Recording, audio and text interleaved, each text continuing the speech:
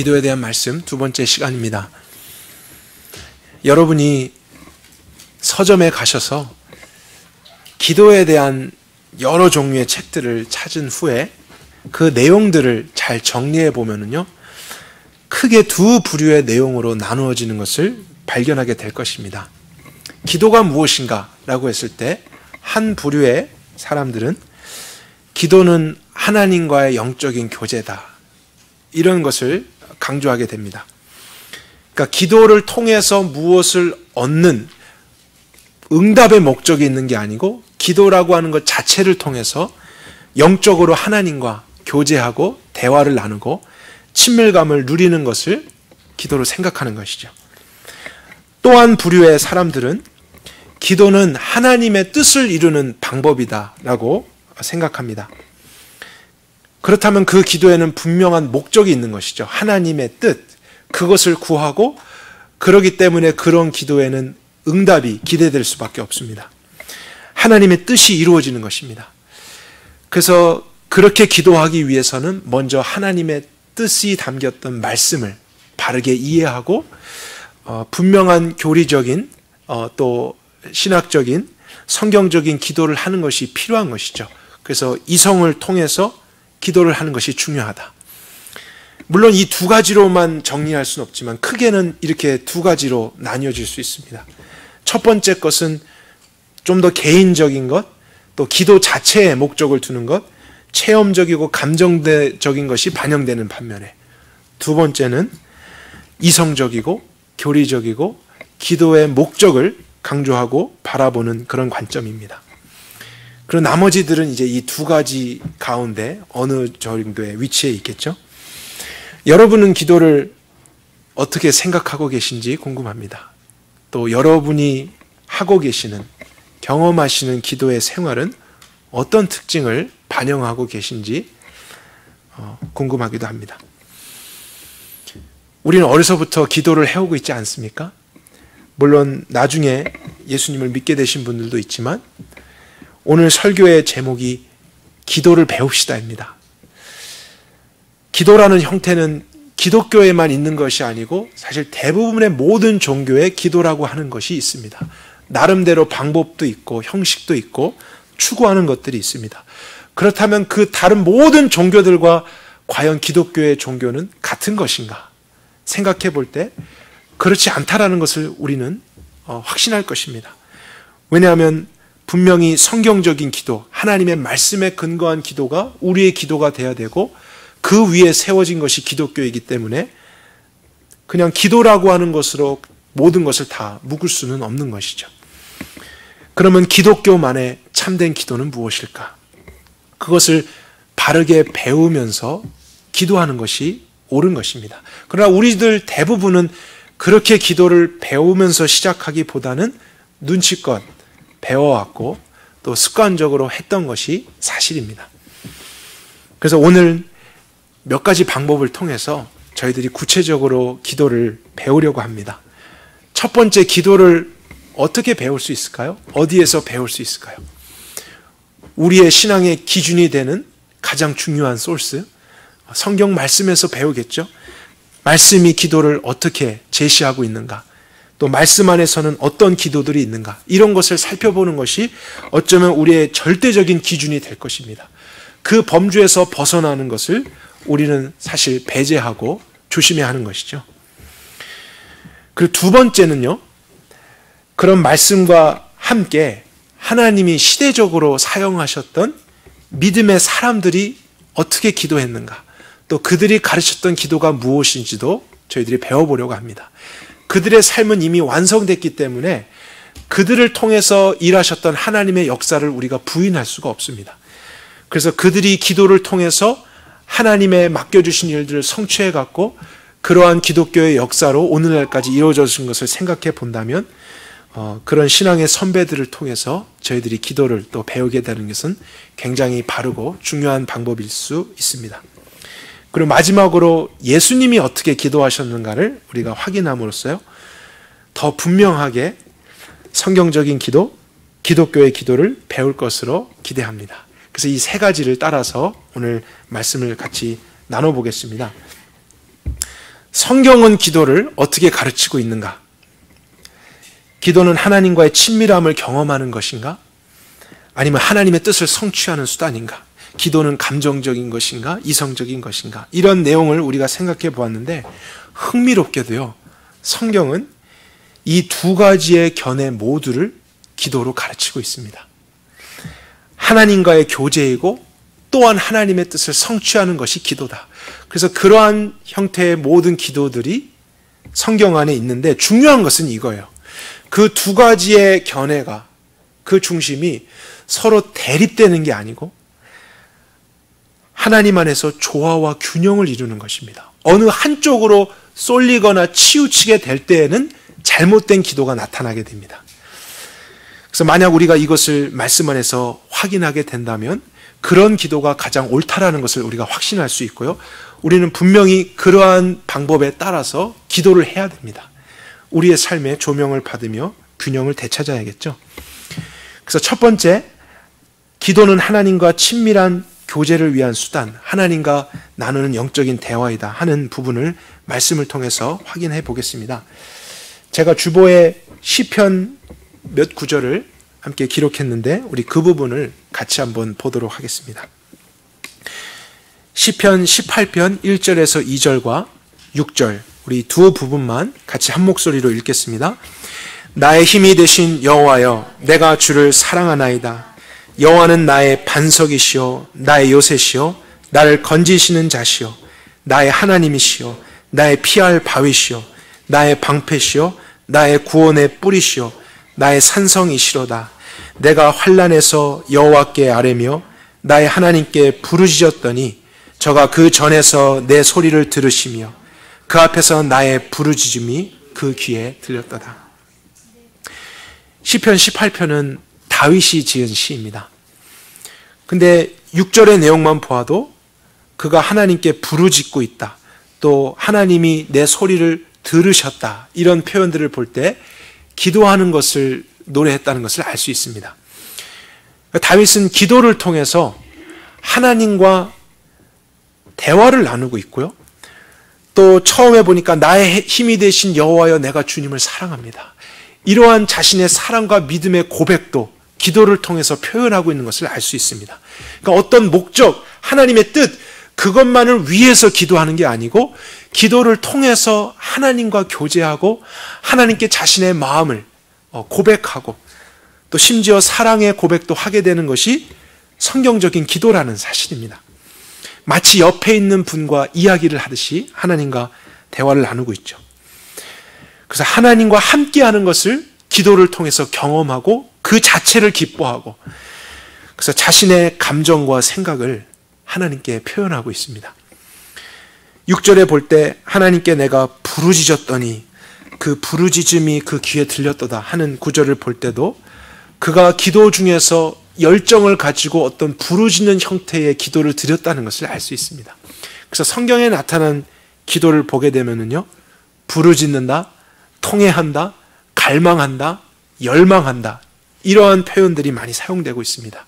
분명히 이성적인 것만이 아니고 감성이 동반되고 그것을 통해서 정말 열정적으로 하나님을 찾고 기도 가운데 하나님을 만나게 되는 것이 있다는 사실입니다. 시편 40편 1절도 주보에 있는 것 저와 여러분 같이 읽도록 하겠습니다. 내가 여호와를 기다렸더니 귀를 기울이사 나의 부르짖음을 들으셨도다. 나를 기가 막힐 웅덩이와 수렁에서 끌어올리시고 내 발을 반석 위에 두사 내 걸음을 견고케 하셨도다. 18편이나 40편 모두에서도 다윗은 내가라고 하는 1인칭 단수 주어를 많이 사용했습니다. 그래서 나의 하나님, 또 내가 여호와를 기다렸더니 나의 부르짖음을 들으시는 하나님. 그래서 기도를 통해 굉장히 개인적인 만남을 가지고 있는 것을 알게 되고요. 여호와를 기다렸더니 하나님께서 귀를 기울이셨다, 이런 표현들, 정말로 하나님이 귀를 기울이셨는지 안 기울이셨는지는 모릅니다. 그런데 그 정도의 어떤 체험과 자기 안에서 영적인 확신이 경험되어졌다는 것을 알 수 있습니다. 그래서 하나님을 기도 중에서 이렇게 만나고 개인의 기도를 통해서 마음에 확정되고 깨달아지는 일, 또 기도 중에 힘이 나고 마음이 충만해지고 기쁨과 희열을 느끼게 되는 것이 있을 수 있다는 것이죠. 기도 중에 애통하고 통곡하는 감정이 나타날 때도 있습니다. 다윗은 때때로 기도 중에 하나님 어디 계십니까? 하나님이 멀리 계신 것 같습니다. 이런 표현도 드렸던 적이 있습니다. 그 정도로 정말 자신의 모든 것을 하나님께 아뢰고 마음을 쏟아놓고 하나님과 영적으로 만나고 그분과 어떤 친밀함을 누리는 의미의 기도가 성경에서 지지하고 또 증거하고 있는 기도의 모습이라는 사실이죠. 회중들 앞에서 형식에 따라 말하는 것만을 기도로 생각하는 사람에게는 이런 다윗의 기도가 점잖지 않게 보일 수 있습니다. 하지만 성경이 이런 기도를 말하고 있다면 우린 이것을 인정해야 합니다. 이러한 것도 하나님이 가르치신 기도라는 사실이죠. 그 두 번째로는 하나님께서 시대적으로 사용하신 믿음의 사람들은 기도를 어떻게 경험했는가, 또 어떻게 가르쳤는가를 여러분과 나누도록 하겠습니다. 1805년 독일에서 태어났고 영국의 고아의 아버지라고 불리는 조지 뮬러는 모든 면에서 기독교의 참된 신앙을 지켜온 신실한 사람으로 인정받고 있습니다. 또 그의 삶 전체가 그것을 증거하고 있습니다. 또 많은 사람들은 기도하면 조지 뮬러를 떠올리곤 합니다. 그가 그 정도로 기도를 통해서 하나님의 역사를 나타냈던 산 증인이었기 때문이죠. 그가 자서전에서 다음과 같은 글을 기록했습니다. 나는 성경과 다른 언어로 번역된 좋은 역본들을 제외한 다른 연구 보조 자료들을 좀처럼 사용하지 않는다. 나의 가장 주된 도움은 기도이다. 거룩한 진리의 한 부분을 연구할 때 그것을 놓고 기도하고 묵상하면 언제나 그것에 대한 어떤 빛을 얻게 된다. 육신의 연약함, 꽉 짜여진 계획 등의 이유로 기도를 오래 하기가 힘들 때가 자주 있다. 그러나 기도와 묵상에 충분한 시간을 할애하지 않는 자는 자신의 수고로부터 많은 결과를 기대할 수 없다. 기도방에서 배운 바를 생각나게 해주시기를 구하면서 나는 전적으로 주님의 손에 맡긴 채 강단에 선다. 주님과의 지속적인 교제 가운데 사는 것, 그리고 습관적으로 자주 그 진리를 묵상하는 것은 그 자체가 보상이 된다. 그러니까 뮬러는 기도 자체를 하나님과 지속적으로 교제하는 것으로 경험했다는 것이죠. 말씀을 깨달을 때도 기도 가운데서 하나님이 지혜를 주시고 힘을 주신다는 것을 체험했습니다. 그런 이러한 기도 생활을 통해서 한 사람이 했을 것이라고는 도저히 상상할 수 없는 위대한 일들을 역사 가운데 했습니다. 특별히 수만 명의 고아들을 책임졌던 고아원 원장으로서 그는 고정된 수입이 없이 하나님의 말씀에 순종할 때 하나님은 필요를 공급하신다. 이 간단한 성경의 원리를 정말로 믿음으로 경험해 보고 싶었고 그것을 위해서 기도하면서 하나님의 공급을 경험했었습니다. 그러므로 많은 사람들에게 이 믿음이라는 것은 오늘날도 존재하고 실제다. 하나님은 그렇게 기도를 통해서 그분의 뜻을 이루시고 역사하신다는 것을 간증하기도 했습니다. 그런데 여러분, 이 조지 뮬러가 이런 삶을 살 수 있도록 그 옆에서 개인적으로 영향을 준 사람이 혹시 누군지 아십니까? 그 사람이 로버트 체프만입니다. 어디서 많이 들어보셨죠? 네. 여기에 있는 이 사람입니다. 정말 조지 뮬러가 그런 기도에 대해서 눈이 열려지고 하나님을 경험하고 믿음의 삶을 살게 된 것, 역사적으로는 드러나지 않았지만 이런 멘토와 선생이 옆에 있었습니다. 그래서 앞으로 저희들이 기도에 대한 말씀을 함께 나누고 또 기도도 하게 되는 일이 있겠지만 곁들여서요, 여러분들이 이 책을 꼭 다시 읽어보시든지 처음이라도 꼭 읽어보시길 바라요. 전임 목사님이 번역하셨고 지금 현재 목사가 편집했는데 여러분이 안 읽으시면 누가 읽겠습니까? 여러분, 정말입니다. 이것을 통해서 하나님께서 보여주시고자 하는 것이 있을 수 있습니다. 기도의 삶을, 한 사람의 인생을 통해서 우리가 배워갈 수 있다면 우리는 그런 경건에 투자하는 것이 절대 아까운 일이 아니죠. 그래서 여러분, 권면드립니다. 읽어보셨던 분들 다시 한번 꼭 읽어보시고요. 안 읽어보신 분들 지금이라도 꼭 한번 읽어보십시오. 두 번째, 미국 보수주의 아버지, 개혁주의 신학자였던 조나단 에드워드, 그가 개인적인 진술이라는 책에서 다음과 같은 내용을 서술했습니다. 한 번은 1737년쯤이었는데 하나님을 묵상하며 기도하다가 하나님과 인간의 중보이신 성자의 영광과 그분의 놀랍고도 위대하며 온전하고 순수하며 감미로운 은혜와 사랑, 순하고 온화한 겸손을 직접 목격하는 대단히 특별한 경험을 했다. 그리스도의 성품이 이루다 말할 수 없을 만큼 뚜렷하게 드러났다. 그가 기도 중에서 이런 개인적인 체험이 있었다는 것을 숨김없이 표현했습니다. 얼마나 그것이 탁월한지 다른 생각과 개념들을 모조리 집어삼키고도 남을 정도였다. 가능컨대 1시간 남짓 계속 그랬던 것 같다. 눈물을 펑펑 쏟으며 큰 소리로 엉엉 울기를 얼마나 오래 했는지 모른다. 비워지고 지워지고자 하는, 괴멸되고자 하는, 그리스도만으로 충만해지고자 하는, 거룩한 순수한 사랑으로 그분을 사랑하고자 하는, 그분을 신뢰하며 의지하고자 하는, 그분께 붙어 살고자 하는, 그분을 섬기며 따르고자 하는, 하나님과 하나님 나라의 성결함으로 속속들이 깨끗해지고 순수해지고자 하는 열망을 느꼈다는 말 말고는 달리 표현할 길이 없다. 근데 조나단 에드워드는 정말로 이성과 신학과 교리와 바른 진리를 강조했던 보수주의, 개혁주의 신학자였습니다. 그런데 은사주의 진영에 있는 사람들이 이런 조나단 에드워드의 고백을 가지고 보수적인 복음주의자들을 비아냥거립니다. 왜냐하면 조나단 에드워드도 이런 체험을 했는데 너희들은 너무 지적인 것이 아니냐, 종교적이지 않냐, 그러면서 자신들의 신비한 체험이 옳다라는 것을 또 주장하기 위해서 그들이 좋아하고 따르는 이런 사람들의 글도 인용하는 것이죠. 그러나 저는 은사주의 진영에 있는 사람들이 조나단 에드워드의 이 부분만이 아니고 그가 썼던 모든 책들을 정확하게 읽어봐야 된다고 생각합니다.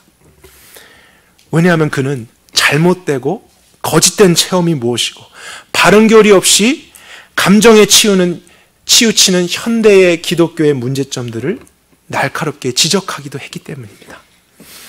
그래서 조나단 에드워즈가 어떤 신학 사상과 교리의 토대 위에 서서 이런 체험을 했는지를 알지 못한 채 그냥 체험했으니까 체험이 좋다, 신비한 것을 느꼈으니까 신비가 좋다, 이렇게 말하는 것은 오해를 낳는다는 것이죠. 하지만 분명 보수주의, 복음주의 쪽에 있는 사람들은 조나단 에드워즈의 고백을 통해서 감정이 배제된 이성주의나 정통주의에 빠지지 않고 하나님을 믿는 신앙과 기도의 삶 가운데 때로는 인간의 말로 다 표현할 수 없고 이해할 수 없는 신비가 있다는 것 자체까지도 부인해서는 안 됩니다. 하나님이 그런 일들도 하실 수 있다는 것이죠. 20세기 마지막 청교도라고 불리는 마틴 로이드 존스 목사님이 부흥이라는 책에서 다음과 같이 기록했습니다. 성경에 나오는 인물들은 하나님을 알았습니다. 하나님과 대화를 나누었습니다. 이러한 기도가 있다는 것이죠. 하나님의 임재를 깨달았습니다. 제가 지금껏 그 생애를 소개했던 다른 인물들의 삶도 마찬가지였습니다. 그런데 이제는 우리의 개념 자체에 아예 이런 요소가 사라져버리고 없는 것 같습니다. 저는 우리가 잘못된 체험을 할까봐 두려운 나머지 체험 자체를 아예 거부해버린 데 그 원인이 있다고 말하고 싶습니다. 우리는 극단으로 치우칠까봐 두려워서 성령을 소멸하는 죄를 짓고 있습니다. 로이드 존스 목사님도 마찬가지로 우리 시대에 그분처럼 잘못된 은사주의를 성경적으로 신학적으로 비판하신 분이 없습니다. 시대의 표적 이런 책을 통해서도 영들을 분별하라 이런 말도 그분이 하신 참 귀한 가르침이었습니다. 그러나 목사님의 중심에 어느 한쪽으로 치우치는 극단에 빠지지 않기 위해서 조심하는 마음이 항상 있었다는 것을 우리가 배워야 한다는 것이죠. 무분별한 체험을 쫓아가고 감정적인 신앙을 갖는 것은 매우 위험하지만 그것을 경계한 나머지 그리스도인의 삶 속에 일어날 수 있는 체험과 감정 자체를 다 제거해버리는 것은 잘못인 것입니다. 기도는 하나님과 개인적인 친밀감도 누릴 수 있는 방법이고 하나님과 대화를 나눌 수 있고 하나님의 임재를 경험할 수 있는 특별한 일일 수 있습니다. 우리가 이것을 성경에서 또 역사적으로 확인한다면 저와 여러분은 이런 기도를 배워야 됩니다. 그리고 그런 기도를 우리가 할 수 있어야 됩니다. 두 번째로, 하지만 성경은 동시에 또 다른 측면의 기도도 가르치고 있습니다. 하나님의 뜻을 이루기 위한 수단이 기도라는 것, 이것이 성경에 굉장히 많은 가르침입니다. 개인적인 어떤 하나님과 만나는 영적인 교제 이상으로 그 기도를 통해서 하나님의 뜻이 이루어지고 하나님의 통치가 이루어지는 한 방법인 것이죠. 그렇다면 그 목적을 기대해야 되고 응답이 중요할 수밖에 없습니다. 그러한 예를 성경에서 찾아볼 때 가장 좋은 예는 예수님이 제자들에게 이렇게 기도하라라고 말씀하셨던 마태복음 6장이 될 수 있을 것입니다. 우리가 흔히 알고 있는 주기도문에 해당되는 부분이죠. 하늘에 계신 우리 아버지여, 이렇게 시작하면서 그 기도의 핵심이 무엇입니까? 하나님의 뜻이 하늘에서 이루어진 것처럼 우리의 삶에도 이루어지는 것입니다. 나라의 임하옵시며 하는 그 뜻이 바로 하나님의 다스림이 오늘날 이루어지기를 원합니다 하는 그 뜻이잖아요. 그러니까 우리의 뜻과 계획이 아닌 하나님의 뜻이 이루어지기를 기도하는 그 목적이 있기 때문에 응답이 있는 것입니다. 응답이 중요합니다. 주기도문의 내용 안에는요, 기도를 하나님과 개인적으로 교제하는 친밀감을 누린다는 개념은 들어있지 않습니다. 그러므로 기도를 항상 그런 쪽으로만 생각하는 것은 치우치는 일이 될 수 있다는 거예요. 하나님과 대화라고만 생각하게 될 때 성경이 가르치는 또 다른 측면의 기도에서 벗어나게 되면은 자기중심적인 기도, 그리고 그냥 영적으로 뭔가를 느끼고 체험하는 것만으로 기도를 하게 되면서 신비주의나 은사주의에 빠지게 될 수 있다는 사실입니다.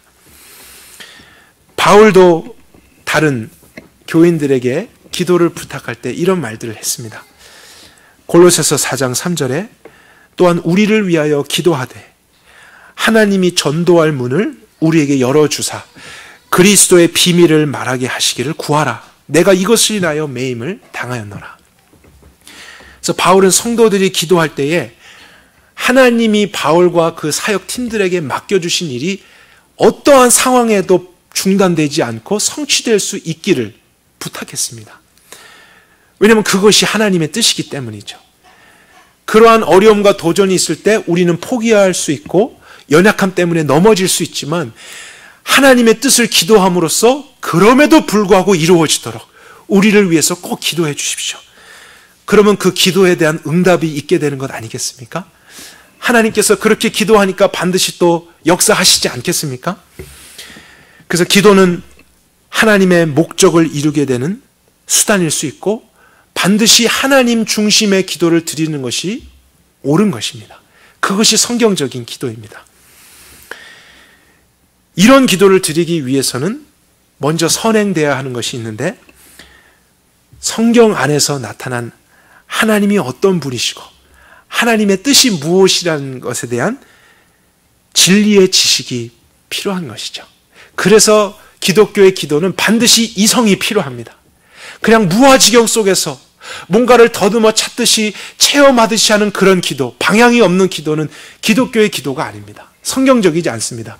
오히려 정신을 똑바로 차려야 됩니다.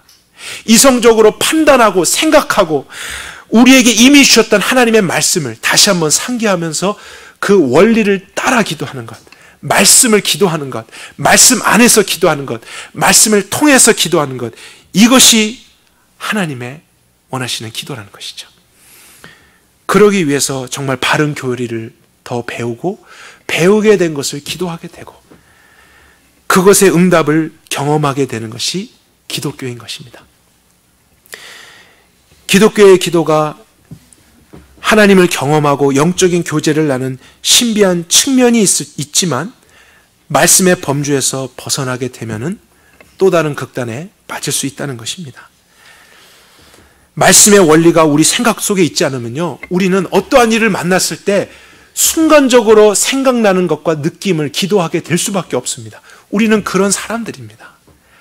그래서 말씀과 기도는 분리시키는 게 아닙니다. 항상 같이 가야 하는 것입니다. 말씀만 깨달았다고 하는 것은 사실은 어떤 의미에서는 깨달음이 아닐 수도 있다는 거예요. 그것을 기도하고 기도를 통해 그 뜻을 경험하게 되는 삶이 없다면 우리의 지식만으로 깨달은 것은 온전한 알미 아닐 수도 있는 것이죠. 그래서 우리 이성이 그렇게 기도 가운데 작용해야 됩니다.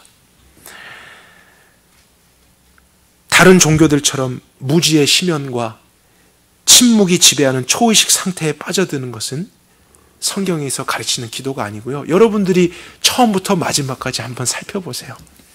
성경에 그런 기도는 단 한 번도 나오지 않습니다. 심지어 예수님 자체도 기도하실 때 인간의 언어로 하나님께 대화하듯이 기도하셨습니다. 이성을 가지고 하셨습니다.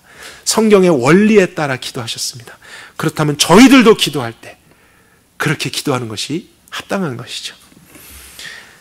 하나님 말씀에 대한 반응, 그 말씀의 성취, 하나님의 뜻을 이루는 영적인 수단이 기도입니다. 마술이나 주문이 아닙니다. 무의미한 언어나 우리가 원하는 어떤 생각을 반복적으로 계속 표현할 때 갑자기 그것이 희열이 느껴지면서 얻어지는 이러한 차원의 기도가 기독교의 기도가 아니라는 사실이죠.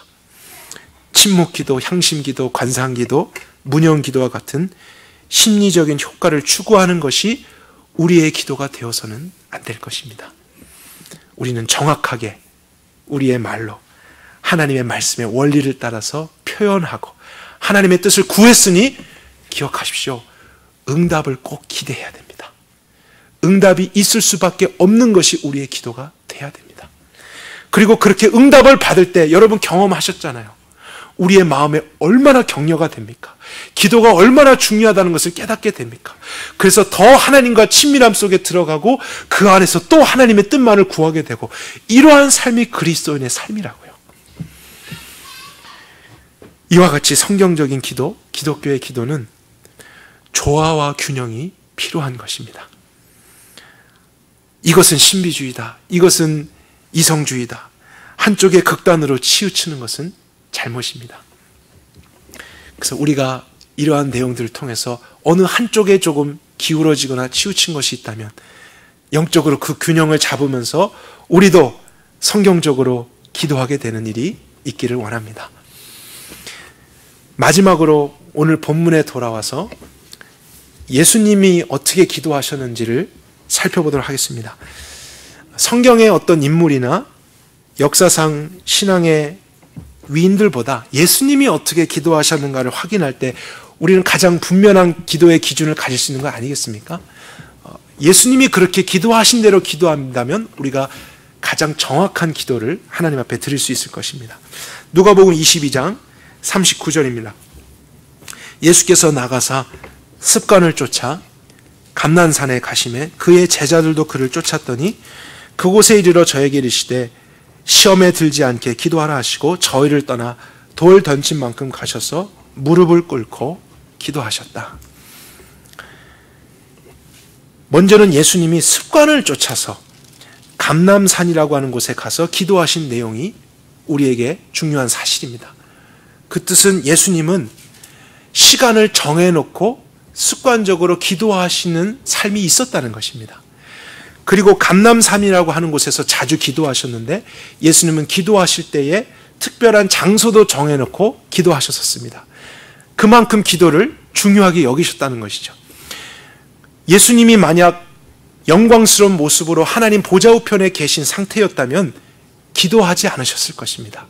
왜냐하면 그곳에서는 그 완전한 상태가 계속 아무런 저항 없이 유지되고 지켜질 수 있기 때문이죠. 죄가 없는 것 아니겠습니까? 그런데 예수님이 사람의 몸을 입고 이 세상 가운데 오셨을 때는 철저한 기도의 삶을 사셨습니다. 시간과 장소까지도 구별하면서 어떻게든지 기도를 통해서 하나님께 나아가고 하나님과 교제하는 일들이 있으셨습니다. 왜냐하면 사람이 되셨기 때문에, 육체를 입으셨기 때문에, 이 세상 안에서 살아가기 때문에 그런 기도가 없이는 하나님이 맡겨주신 뜻을 완성할 수 없다는 그러한 사명감으로 예수님은 먼저 그러한 기도의 본을 보이신 것이고요. 예수님이 그렇게 사셨다면 저와 여러분도 기도하지 않고 그리스도인의 삶을 산다, 하나님의 뜻을 이룬다는 것은 불가능하다, 이렇게까지 여겨야 한다는 사실이에요. 기독교는 옵션이 아니라는 사실입니다.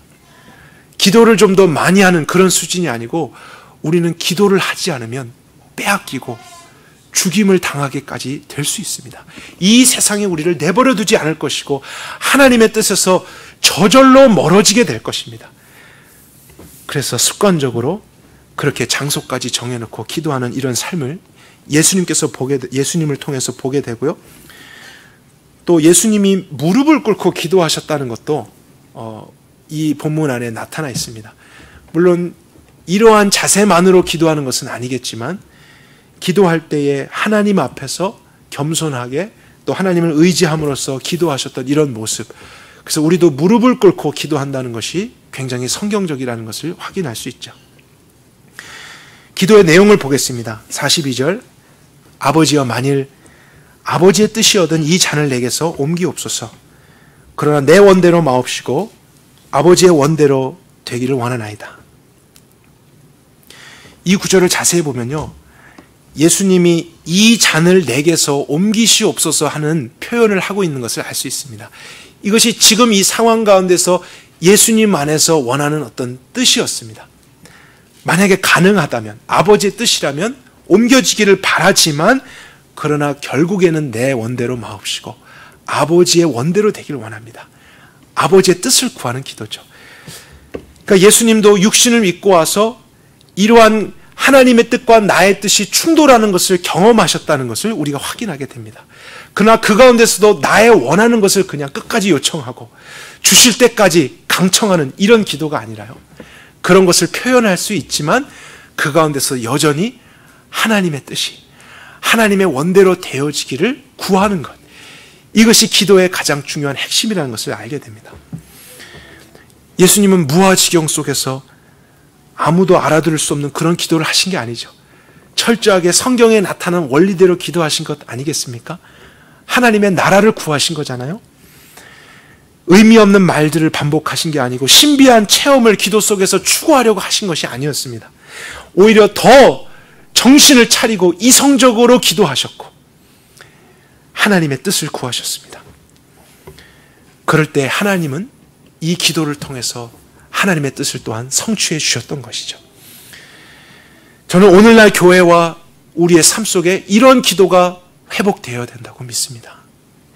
내가 원하는 것을 무엇이든지 강청하고 부르짖고 나의 소원과 그런 필요들을 다 아뢰면서 그것을 얻어내기 위한 수단으로서의 기도는 이제 우리 가운데서 정리돼야 됩니다. 때로는 우리가 연약해서 아니면 처음 믿는 그러한 시점에서는 그것을 기도라고 생각하면서 추구해 올 수 있지만 우리가 말씀 속에서 하나님을 배워가고요, 하나님의 뜻을 알게 될 때 우리 이성이 작동하는 것입니다. 그 교리들이 우리의 기도를 바꿔갑니다.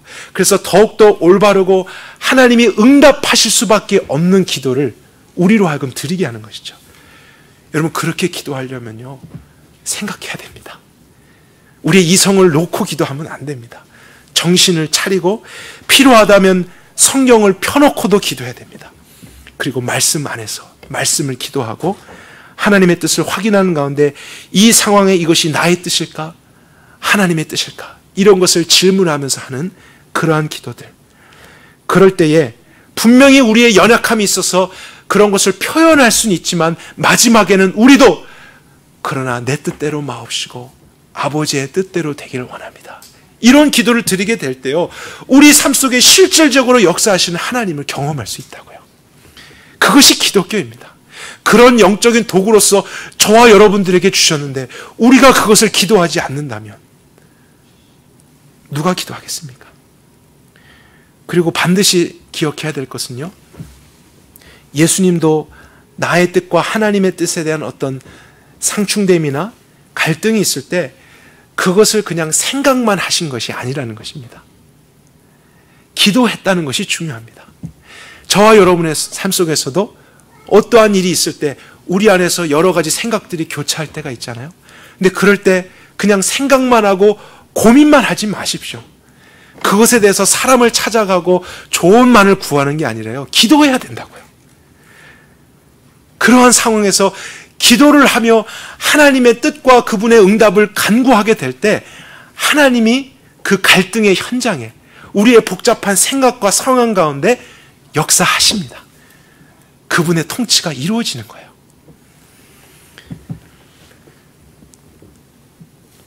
계속해서 말씀을 보겠습니다. 43절. 근데 예수님이 이렇게 기도를 하고 계실 때 이상한 일이 일어나게 됩니다. 천사가 하늘로부터 예수께 나타나 힘을 돕더라. 예수님이 이러한 것을 구한 것은 아니었습니다. 분명히 성경의 원리에 따라서 하나님의 뜻을 이성적으로 간구했을 뿐인데 그 기도 중에 예수님은 신비한 체험을 하셨습니다. 하나님이 주권적으로 주신 체험이었고, 여기에서 힘을 돕더라고 하는 의미는요, 원래 강하게 하다, 원기를 붙돋다 하는 의미를 가지고 있습니다. 그러니까 예수님이 기도를 하고 계신데 갑자기 그 안에서 하나님이 주시는 힘을 얻으셨다는 거예요. 체험입니다. 기도 가운데 하나님을 만나고 계시고 하나님과 교제를 하고 있죠.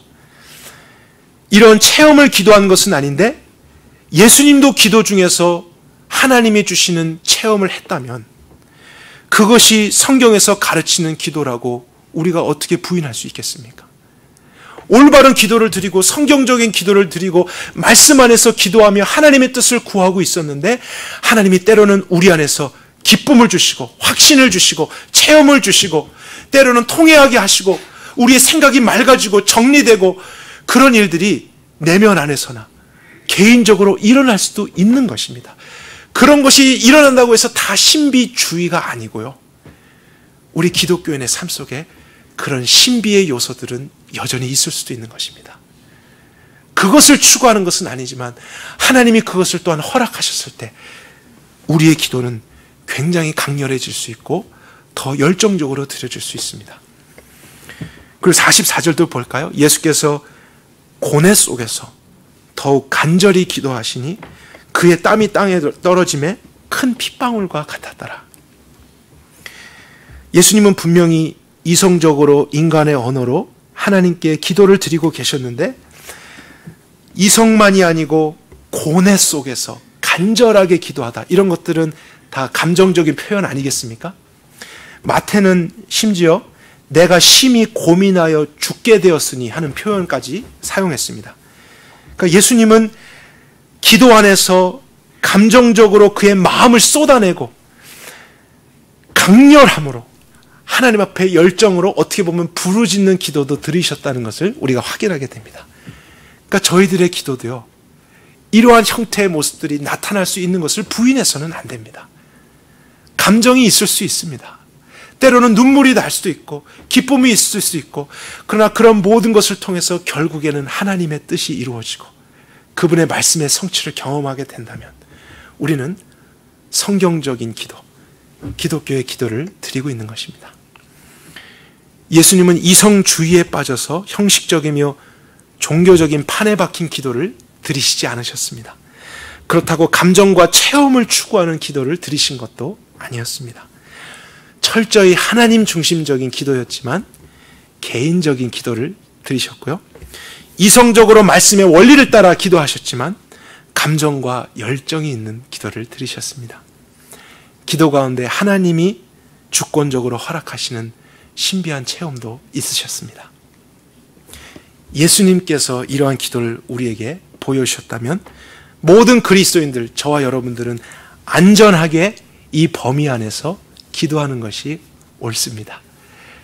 여러분, 우리가 이렇게 기도합시다.